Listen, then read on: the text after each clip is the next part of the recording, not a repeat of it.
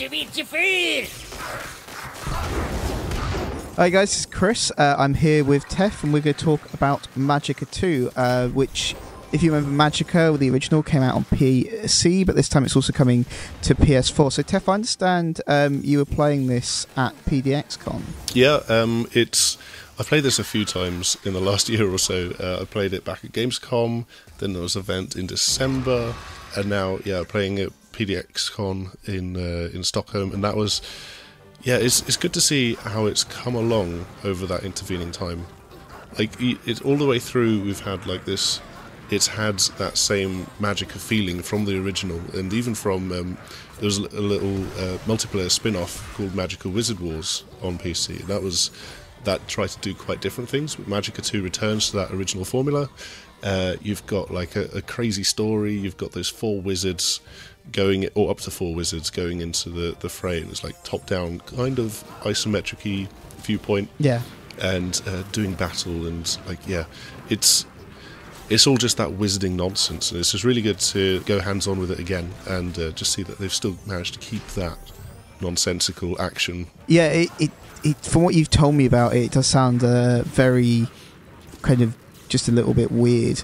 And I love the term. The term magical nonsense is fabulous. Obviously, this was announced last year at E3, actually at Sony's press conference, which obviously makes it a fairly big deal. And one of the things I understand from the first Magicka is it had quite a lot of depth in its spellcasting system, which they've only improved on here.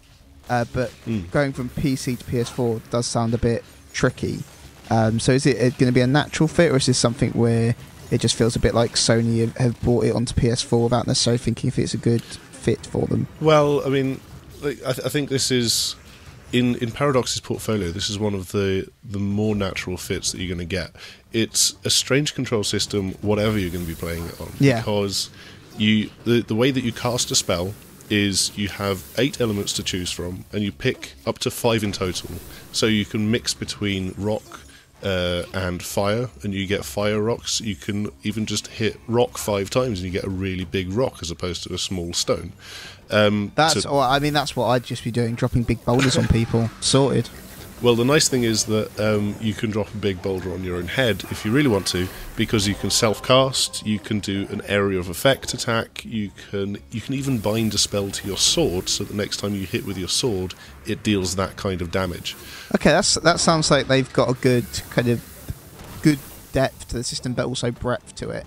That it's not just kind of, okay, I can build spells out, it's how you apply them and stuff like that.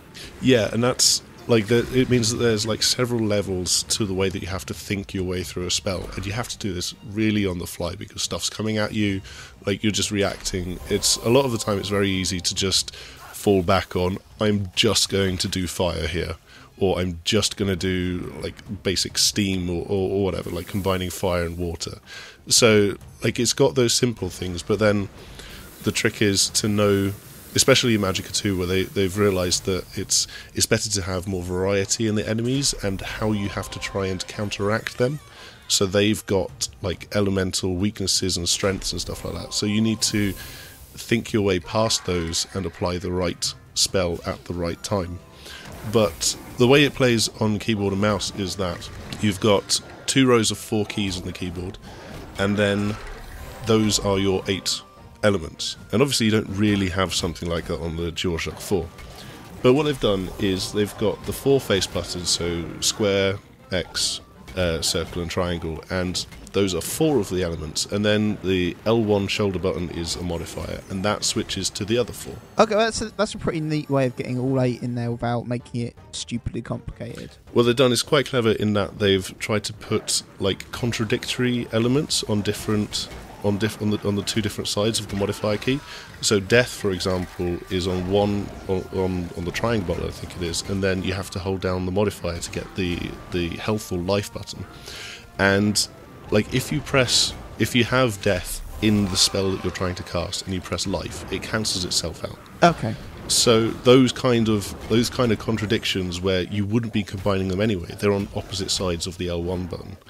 And I think that's quite clever. I mean, there are points where it crosses over and things like that, but the way that they've laid it out is quite clever, even if you still have to, like, it doesn't matter. It doesn't matter what the control scheme is. You're still going to be jumping over all of these mental hurdles to try and figure out what spell you want to get to. But it does sound like a nice idea to kind of ease newer players in at the beginning of the game, and just to have that natural, as you say, to have the natural kind of opposites bound to the same key with the L1 button in between. Just gives you that extra layer of mental separation that kind of comes from having that simple mechanical layer in between it. But something I was going to ask is, when you're casting these spells, can you kind of have spells pre-prepared, or are you always building a spell as you cast it?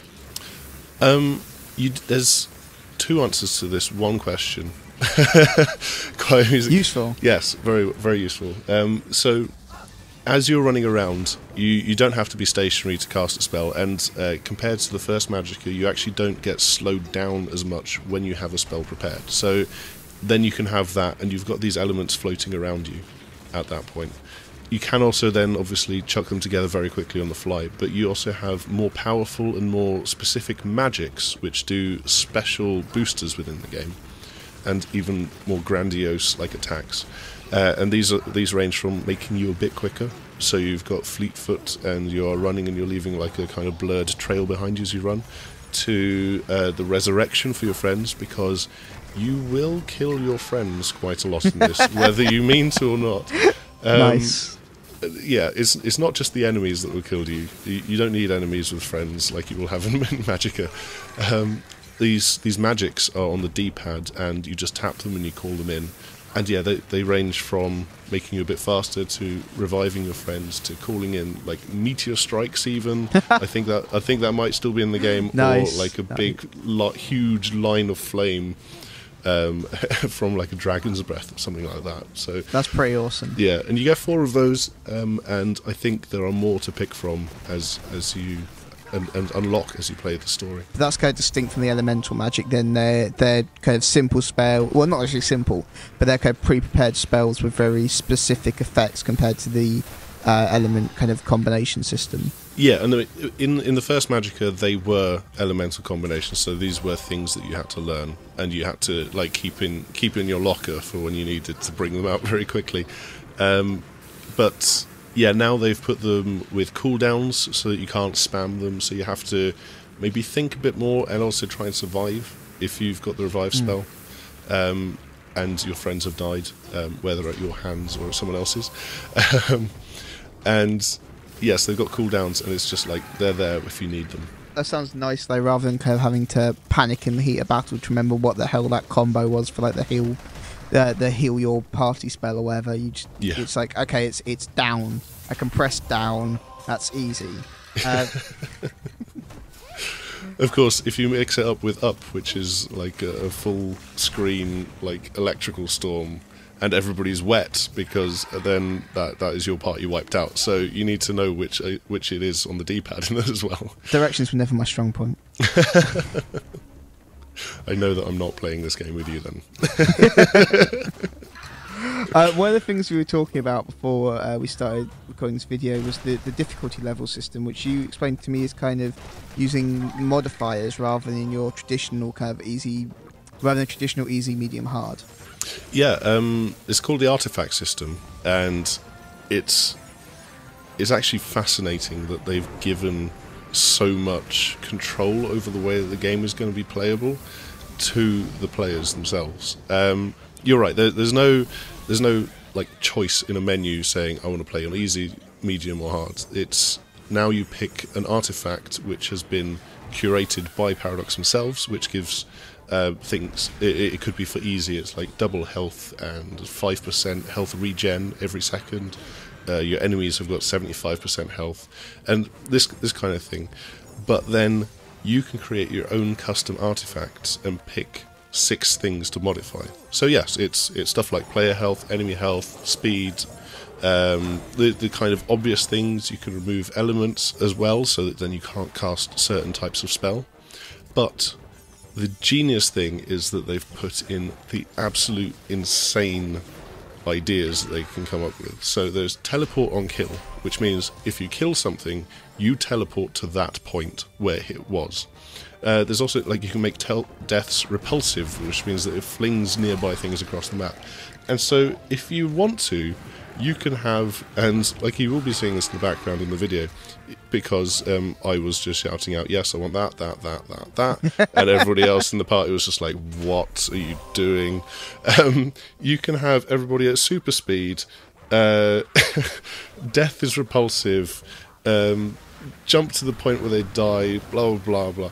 And you will just not really have a clue what is going on. You'll be playing the game, you'll be trying, and like I just started to just stop and just go very, very slowly, deliberately, because I was going so fast and not having a clue where I was.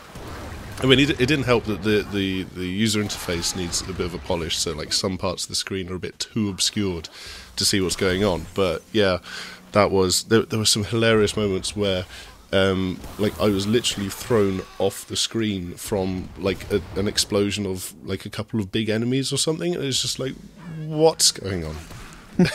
What are we looking at in terms of kind of game modes here? Is it just a campaign with drop in, drop out multi co-op with it, or is it kind of broken down to more specific modes than that? Yeah, so it's all single player and cooperative. There's no competitive multiplayer, which was in Wizard Wars, and that game is still active if you want to play competitive wizarding, or you can just stab your friends in the back cooperatively if you want. If that's you prefer. That's the much better option, clearly. Exactly, and I think it's. One thing that the devs have said is that it means that they don't have to be so stringent with the balance of the elements. Like it's more geared towards fun as opposed to being balanced with what the other person has on their spells. Yeah. And so yeah, you've got single player and cooperative campaign up to 4 players, and I think that is completely drop in, drop out. What they were showing off at PDXCon was the wave-based challenge mode, which you can play to the clock or to like try and get a high score and stuff like that, and then you've got like 20 waves to go up against, and it's pretty damn brutal. I mean, yeah, when we had all of the ridiculous modifiers on, it was just mental. Like, we managed to somehow survive to around about wave 10, I think, but would not have been able to get to wave 20 had we not tried to do it again with a lot more friendly and easier modifiers on it, so that we had like health regenerating us, and there was one modifier which I can't remember what it's called, but it made everything chunky, like a big head mode, but everything's big, so a big body mode, and it's just like, yeah, oh, amazing. That you saw these chunky little wizards, and you're just like, that has to be made into a plushie doll. Yeah, it's perfect. And sold. Perfect. Yeah, it was adorable. But yeah, like then we finally got to like the last wave, and it was these giant fire trolls, and they came in with little goblins behind them who'd had flamethrowers. And what was brutally difficult about it was that these 3 fire trolls, even without the flamethrower goblins, were healing themselves with the fire that was crackling on each other's bodies. That just sounds impossible. Basically, yeah. I think the other team in the room did manage to beat it, playing with somewhat more difficult abilities, but we got put on the back foot by that, and we just could not recover. So yeah, you've got these challenge modes, but it's not actually just what Paradox can come up with in terms of challenge. You can go in, and there was a little button on the menu for a wave creator, and though we didn't get to see it myself, that means that yes, you will be able to create your own personal challenges, although I'm not sure if they're going to share them. I was going to say, you'd expect there to be, though, to have that kind of share thing. Yeah, I hope so. I think the only problem with that is that in my mind I just want it to be on the share button. Yeah. On the PlayStation 4, yeah. And it wouldn't be there. No.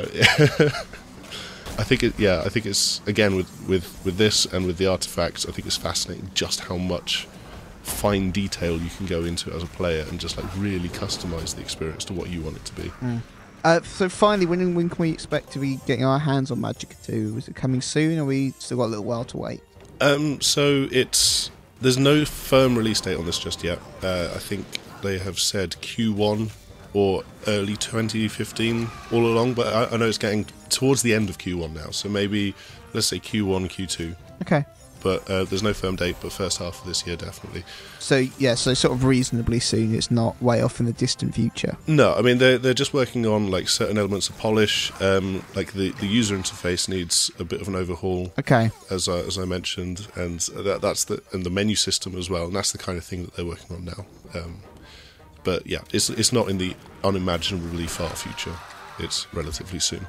All right, excellent. Well, it definitely sounds interesting, and I might give it a go on my shiny new PS4. Ooh. But as you stated, probably don't play with me. I will kill you. Either maliciously or accidentally. No, the way that you said that then, it was pure malice. That was bad. It can go either way. But thank you guys for watching. This has been Kris and Tef for TheSixthAxis.com. Goodbye. Bye.